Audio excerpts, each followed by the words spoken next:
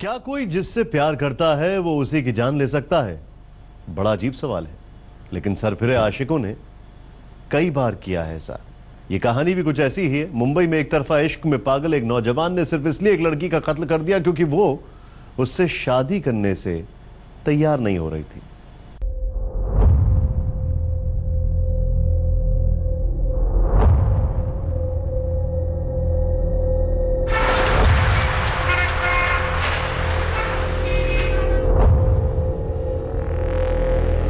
मुंबई में बीच सड़क पर लड़की का कत्ल।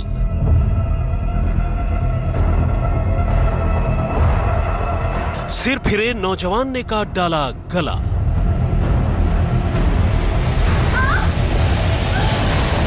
वो जिसे प्यार करता था उसी की ली जान।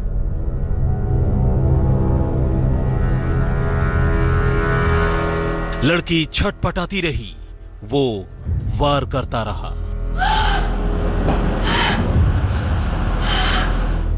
पड़ोस की लड़की को मन ही मन चाहता था वो, मगर शादी से इनकार पर हो गया पागल। बीच सड़क पर कत्ल से सकते में मुंबई। ये है माया नगरी की सबसे खूनी लव स्टोरी।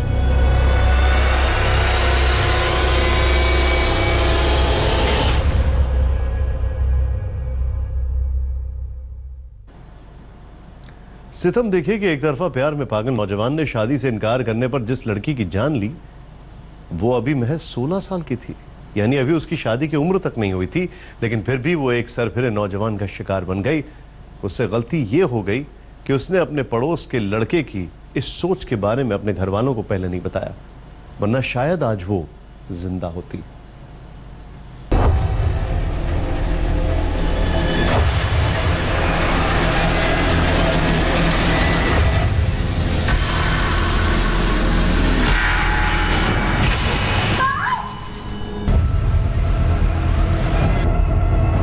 मुंबई के वकोला इलाके की इस भीड़ भरी सड़क पर रविवार शाम भी जिंदगी अपनी रफ्तार पर थी।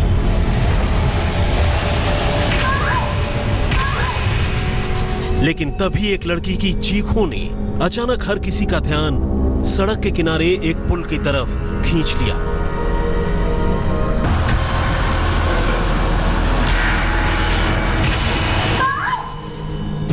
इससे पहले कि लोग कुछ समझ पाते, एक लड़की चीखती हुई जमीन पर ढेर हो गई और हाथ में खून से सना चाकू लिए लड़की पर वार करने के बाद एक नौजवान ने भागने की कोशिश की, लेकिन मौके पर ही उसे दबोच लिया गया और लोगों ने उसे वहीं पुलिस के हवाले कर दिया। और इसी के साथ सामने आई एक तरफा प्यार की एक ऐसी कहानी जिसमें एक लड़की को अपने इनकार की कीमत जान देकर चुकानी पड़ी।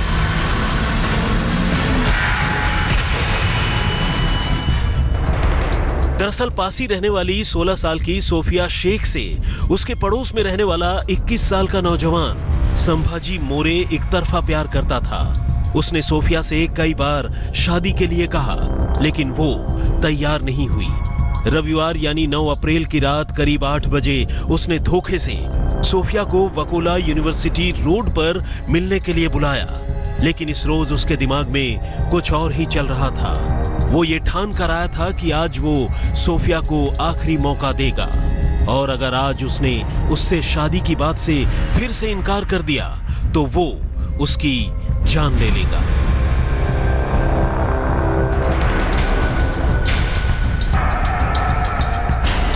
सोफिया इस बात से बेखबर थी। वो संभाजी से मिलने चली आई। लड़के ने पहले तो उसे अपने साथ शादी करने को कहा, लेकिन जब सोफिया ने इस बात से इनकार कर दिया तो उसने अपने साथ लाए चाकू से एक के बाद एक सोफिया के गले में कई वार किए। अचानक हुए इस हमले से सोफिया सकते में आ गई। उसे संभलने का मौका ही नहीं मिला और वो मौके पर ही ढेर हो गई। उसकी चीख सुनकर लोग उस तरफ दौड़े। लड़के ने भागने की कोशिश की, लेकिन लोगों ने उसे काबू कर लिया, जबकि लहूलुहान लड़की को फौरन अस्पताल पहुंचाया गया, लेकिन इससे पहले ही उसकी मौत हो चुकी थी। कुछ भी जरा भी नहीं मालूम साहब, एक ही रस्ती भी नहीं। मैं जानता था कि अभी तक लड़का को मैं देखा भी नहीं, अभी तक मैं देखा भी नहीं कौन लड़का है। वैसा तो अभी इन्वेस्टिगेशन चालू है।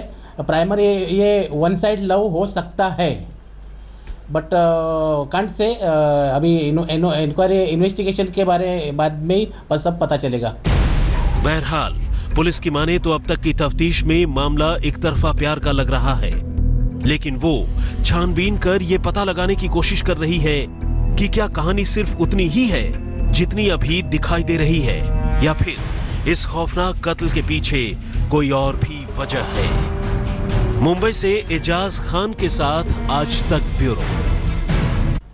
क्या कोई चाय वाला अपनी बेटियों की शादी में 1 करोड़ से भी ज्यादा रुपए के दहेज दे सकता है? क्या ऐसा कभी मुमकिन भी है? लेकिन राजस्थान में हुई एक शादी की कहानी कुछ ऐसी है। यहां एक चाय बेचने वाले न सिर्फ अपनी 6 बेटियों की शादी के लिए 1 करोड़ रुपए से ज्यादा का दहेज दिया, बल्कि एक ही मंडप में 2 बालिग बेटियों के साथ 4 नाबालिग बेटियों की भी शादी करवा दी।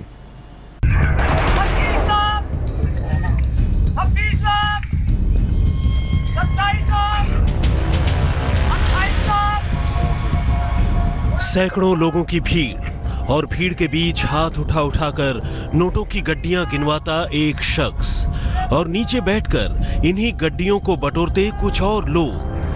55 लाख, 56 लाख। ऊंची आवाज में लाखों रुपए की बोली, और बोली खत्म होते ही तालियों की गड़गड़ाहट से खुशियों का इजहार।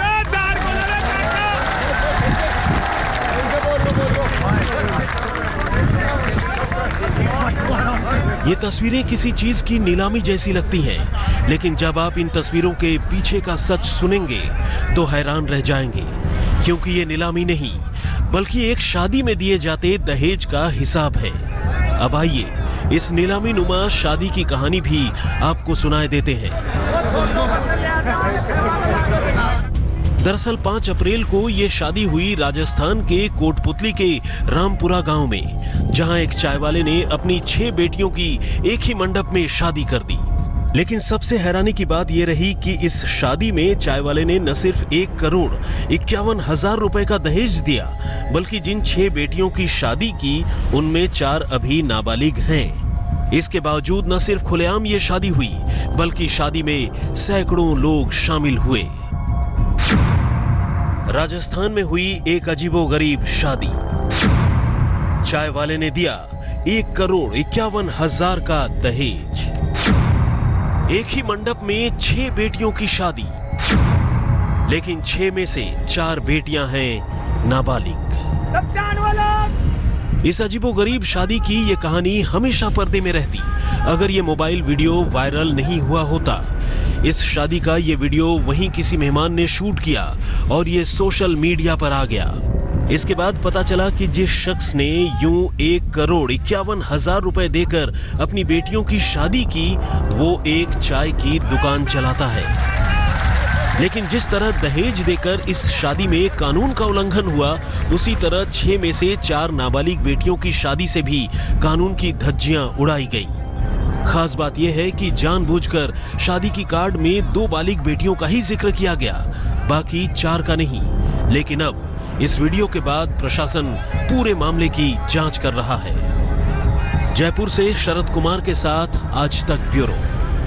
और अब आपको दिखाते हैं यूपी के शहर मेरठ में कुख्यात बदमाश की गिरफ्तारी के दौरान हुआ ड्रामा, जिसने पुलिस के भी पसीने छुड़ा दिए। हालांकि इस ड्रामे के बावजूद वो बदमाश पुलिस वालों को चकमा नहीं दे सका। वायदा है कौशिंदर, हद निकाल दी तूने बिल्कुल। हाँ खा ले।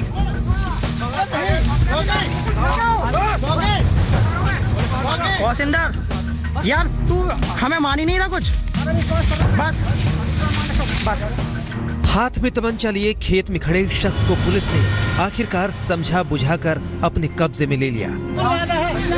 वायदा है कौशिंदर, हद निकाल दी तूने बिल्कुल। हाँ खा ले।